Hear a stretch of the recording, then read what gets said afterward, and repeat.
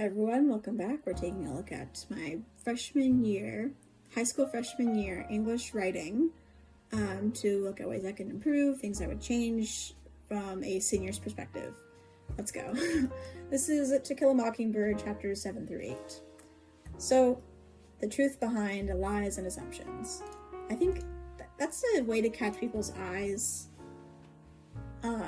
because it's a lot of buzzwords, but I don't think it's something that makes sense. The truth behind lies and assumptions. I think I would change this. I would definitely change this, although I'm going to think on what too. In Harper Lee's To Kill a Mockingbird, the children learn that people are not always what they seem. Pretty sure what they seem to be. But I think maybe that's a bit wordy, so are not always what they seem. Are not, I would say not always. People are not what they seem. What they first appear to be, I don't know. I think I'd rephrase that. While Miss Maudie's house is burning down, it's a way to start the sentence, Scout is slowly freezing where she stood. So I have an end quote here. I don't have the start of the quote anywhere. So I'm gonna assume it's probably here where she stood. I don't even need that actually. Like, yes, if I wanted to keep that, but honestly, I just say she's slowly freezing. Is slowly freezing, and so Boo Radley put the blanket around Scout. Okay. Although all of the rumors about Boo Radley described him as a monster, he still acts as a guardian for the children. After discovering Boo Radley is helping, the children learn he's not what the town perceives him as. Discovering that Boo Radley, after the children, I think it's fine. After the burning of Miss Maudie's home, I don't know why I'm starting both of my analyses with her house burning down. After the burning of Miss Maudie's home, the children arrive expecting to see her grieving, but instead they see a shadow of her old grin across her face. It's across her face. Although Miss Maudie lost her house in this tragic incident, I'm pretty sure it's an accident rather than incident. I mean, okay, let's see. Incident. An event occurrence. So it was an accident. I remember that much from the book, so I can just say accident.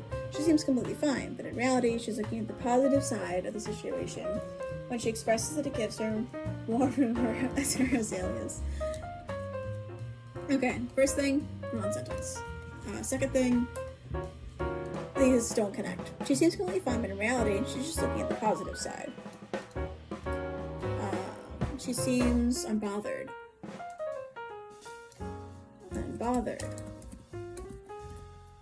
And I can just end the sentence there.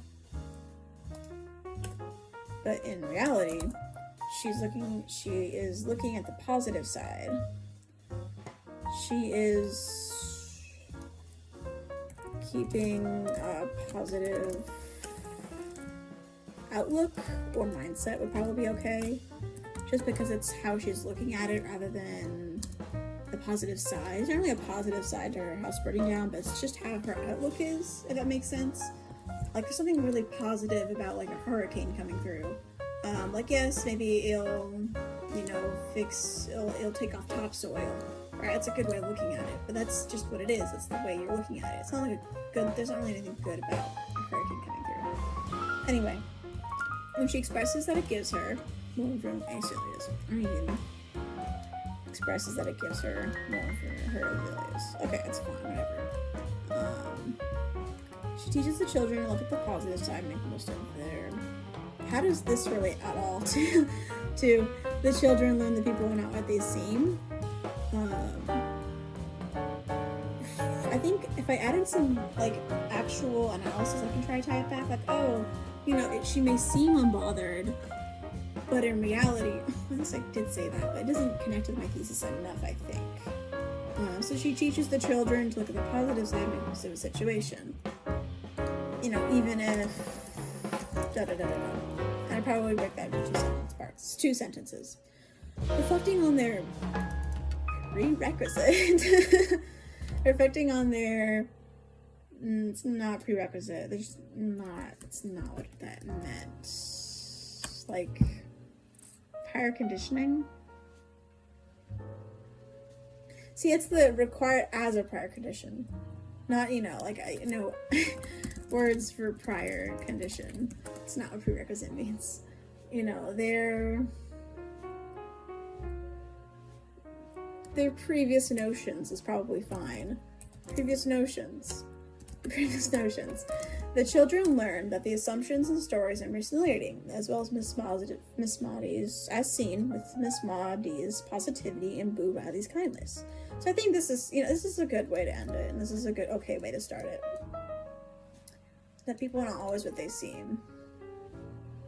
It's not even what they seem. It's like, I think, like, not to judge a book by its cover would be fine, because I think that's actually better.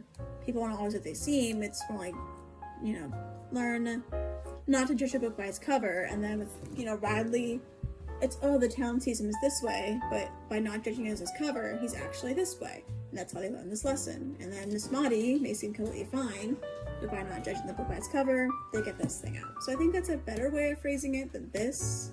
So, you know, don't judge a book by its cover. Or do not, it's in LA, do not judge a book by its cover. Right, cool, fine.